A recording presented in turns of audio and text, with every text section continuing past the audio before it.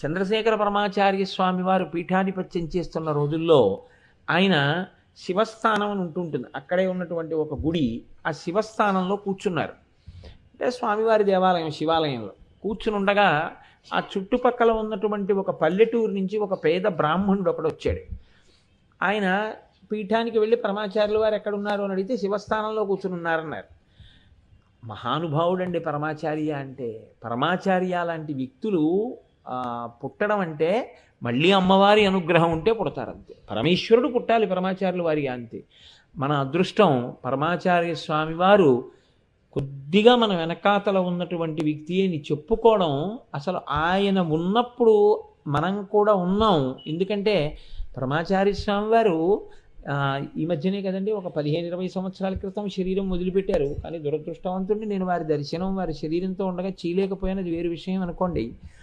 కానీ వారి దర్శనం నేను చేయకపోవడం ఏమిటి? నేను ప్రతి క్షణం వారి దర్శనం చేస్తూనే ఉంటాను. ఎందుచేతనంటే వారు ఎక్కడో లేరు, నాకు ఇక్కడే ఉన్నారు. నాకు అంత పరమభక్తి పరమాచార్య అంటే. ఎంత నాకు ఆయన అంటే పరమభక్తి అంటే, పరమాచార్య స్వామి అంటే నాకు ఎంత నమ్మకం అంటే, నాకు ఏదైనా తెలియకపోతే పరమాచార్య చెప్తారు, నాకు అంత విశ్వాసం. నిజంగా కూడా ఆయన అలా చెప్తారు. కాబట్టి నాకే కాదండి, నమ్ముకున్న వాళ్ళని ఎవరినైనా కాపాడతారు. మీకు ఒక రహస్యం చెప్తున్నాను. గణపతి స్థపతి పద్మశ్రీ అవార్డు గ్రహీత, ఎటువంటి శిలలోనైనా కావలసిన విగ్రహాన్ని చెక్కగలిగినటువంటి నైపుణ్యం ఉన్నవారు. వారికి ఈ మధ్య ఒక వాహన ప్రమాదం జరిగి మంచంలో పడిపోయారు. ఆయన ఏమని ఏడ్చారో తెలుసా అండి?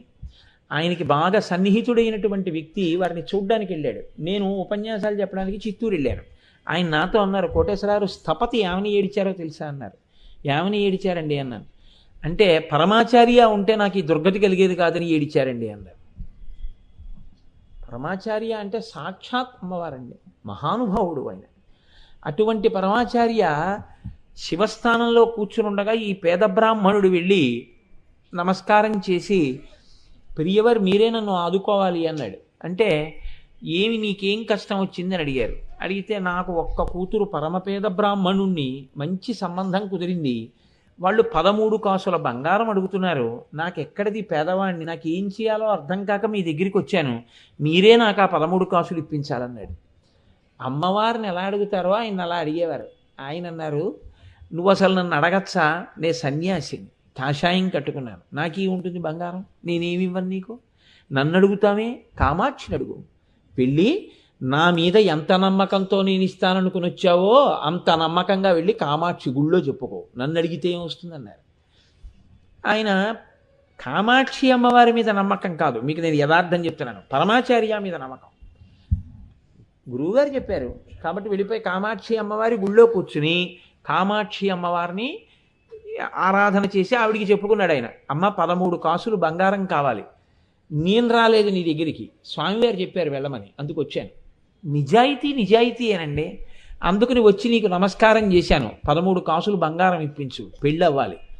ఈయన ఏం చెప్పారు? వెళ్ళి కామాక్షికి చెప్పన్నారు, అంతే, అయిపోయింది. ఆయన దృష్టిలో ఏమిటంటే ఇవ్వవలసిన వారు మాత్రం పరమాచార్యే. అందుకని ఇక్కడ నమస్కారం పెట్టేసి ఈవిడికి చెప్పేసి ఆయన మళ్ళీ వెళ్ళిపోయారు శివస్థానం దగ్గరికి. పరమాచార్య కూర్చుని ఉన్నారు. ఈ పేద బ్రాహ్మణుడు వస్తున్నాడు. ఈలోగా ఒక పెద్ద ధనవంతుడు ఒకడు ఉత్తర భారతదేశం నుంచి స్వామివారి ఇక్కడ ఉన్నారని తెలిసి ప్రత్యేకం కంచి దర్శనానికి వచ్చాడు. వచ్చి స్వామివారి దర్శనం చేసుకుని లేచి వెళ్ళిపోతూ ఓ పొట్లం ఒకటే అక్కడ పళ్ళెంలో పెట్టాడు. ఏమిటదని అడిగారు స్వామి. నా దగ్గర ఏదో కొద్దిగా బంగారం ఉంటే తెచ్చానండి అన్నాడు. నేను సన్యాసిని, నాకెందుకు బంగారం పట్టుకుపో అన్నది. అంటే అబ్బాయి అలా అనకండి, మీ ఇష్టం, మీరు ఎలా కావాలంటే అలా వాడండి దాన్ని అన్నారు. అలా అయితే అలా అంటావా అన్నారు. అవును అన్నాడు. సరే అలాగే వాడతాలే, వెళ్ళిపోవాలి, శుభం భూయా, వెళ్ళిరా. అతను వెళ్ళిపోయాడు. ఈ పేద బ్రాహ్మణుడు వచ్చాడు. మీరు చెప్పమన్నారు, చెప్పేశాను కామాక్షికి, ఎప్పుడు వస్తాయి 13 కాసులు అన్నాడు. అంటే ఆయన నవ్వి అన్నారు, ఆ పళ్ళెంలో ఏముందో మూట విప్పి చూడన్నారు.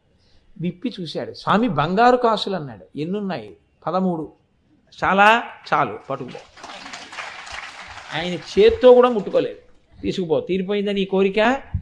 కామాక్షి అమ్మవారికి చెప్తే పరమాచార్యుల వారికి చెప్పినట్టే, పరమాచార్యుల వారి నోటితో అంటే కామాక్షి అమ్మవారికి చెప్పినట్టే.